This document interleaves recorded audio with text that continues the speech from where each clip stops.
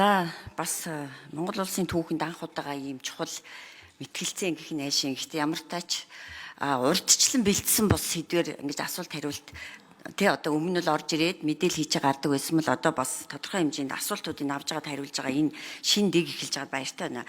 За тэгээд арга байхгүй хүн болгон татвартай холбоотой асуулт асууж байна. Энэ өөрөө юуг илэрхийлж байна гэвэл иргэд аж ахуйн нэгждэр төдий чинээ дарамт их байна л гэсэн үг.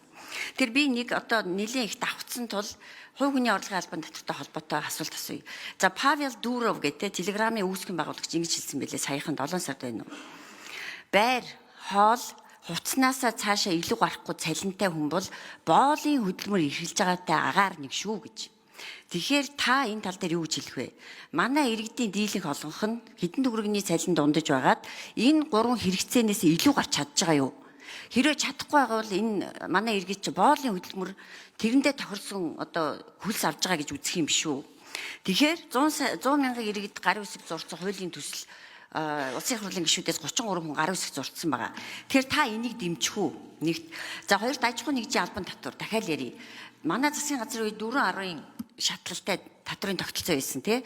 Энийг хэрэгжүүлэх бодол байгаа юу? Одоо та бүгдийг хэрэгжүүлж байгаа бодлого нөгөө компаниудын чи улам жижиглэх энэ чиглэл рүү явж байна. Тэгэхээр уг нь бол компани одоо бүр хариулт өгч цаггүй болчихлоо. Энд хуулийн дээр яг ингээд цаг заасан болохоор хугацаа дуусчихж байгаа учраас боломжгүй болчих. 37 минут 30 секунд гээд энэ ч бүр ингээд дэгийн хуулийн дээр орсон учраас болохгүй боллоо. За баярмаа гишүүний асуултанд жиж хариулт өгье гэж ерөнхий сайд хэллээ.